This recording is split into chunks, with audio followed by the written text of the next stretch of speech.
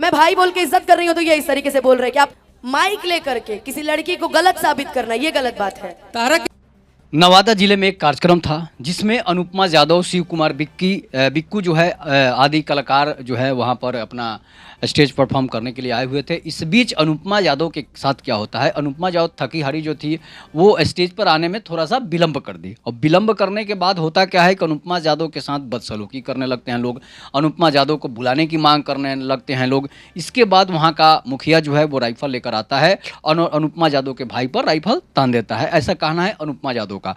वो मनीष कश्यप से जो है अपने इंटरव्यू में बोल रही है कि हमारे भाई के ऊपर जो है राइफल तान दिया गया और हमें बुलाने के लिए स्टेज पर ज़बरदस्ती बुलाया जा रहा है। इसके बाद उन्होंने इस चीज़ का प्रतिकार किया तो उन लोगों ने कहा कि ये भूमिहार का गांव है, भूमिहार से भी पाला नहीं पड़ा है, और तुम भूमिहार से जब पाला पड़ेगा तो हम कोई जादव वादों को नहीं बूझते हैं और तुमको स्टेज पर इसी समय इसी वक्त चलना होगा। इसके बाद अब कहा सुनी होती है, झगड़े होते हैं और शिव कुमार बिक्कू जो हैं उनको भी धमकाया जाता है कि आप भूमिहार समाज से हैं, आप इस बात का प्रतिकार कीजिए। इस बीच होता क्या है कि काफ़ी हो हंगामा होने लगता है और प्रोग्राम में विलंब हो जाती है। प्रोग्राम में झगड़ा होने के चलते जो है प्रोग्राम बीच में ही रोक दी जाती है, और प्रोग्राम रोकने के बाद तो विवाद तो होना ही है। इसके बाद तरह तरह की पोस्ट जो है आने लगते हैं। उसके बाद अनुपमा यादव अपने फेसबुक पोस्ट पर डालती है, अपने इंस्टाग्राम पर, सोशल मीडिया पर डाल देती है कि इन लोगों ने हमें भूमिहार की जाति से पाला नहीं पड़ा है, ऐसी ऐसी बातें जो है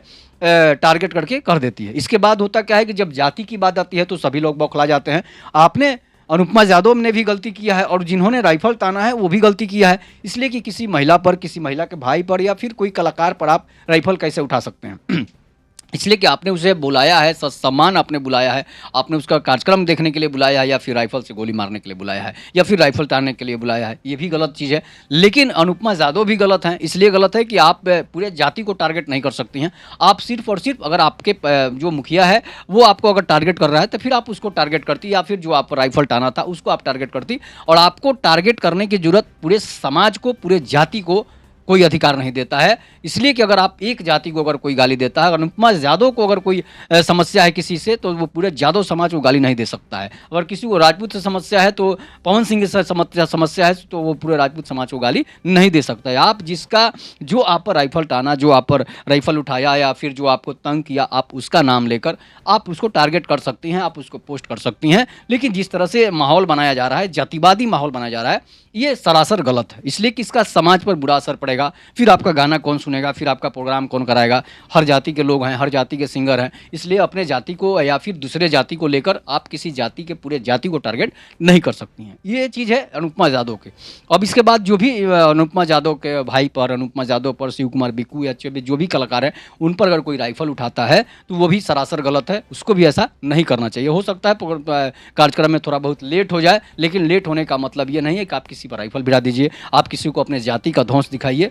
ये सरासर गलत है। इसलिए कि दौर जो है वो 1990 का नहीं है, दौर जो है ये 2024 का दौर है, 2024 का भारत है। इसलिए सभी कलाकारों का सम्मान होना चाहिए और आयोजकों का भी सम्मान होना चाहिए। इस तरह से अब सुनने में आ रहा है कि आयोजकों पर जो है FIR कर दिया गया है अनुपमा यादव के द्वारा। ये अभी ये फिलहाल रोड न्यूज़ इसकी पुष्टि नहीं करता है, लेकिन मीडिया में खबर आ रही है कि अनुपमा यादव ने 24 आयोजकों पर FIR दर्ज कर दी है। लेकिन ये मैनेज हो सकता है, इसलिए कि ये कोई ज़्यादा विवाद वाली बात नहीं है। ऐसा कार्यक्रम में होता रहता है, नाच बाजा में, गाना में, ये सब समस्याएं आती रहती है, इसलिए इसको बुरा मानने की जरूरत नहीं है। इस पर आप अपनी प्रतिक्रिया जोड़ दीजिएगा। तब तक नमस्कार, जय हिंद, जय भारत।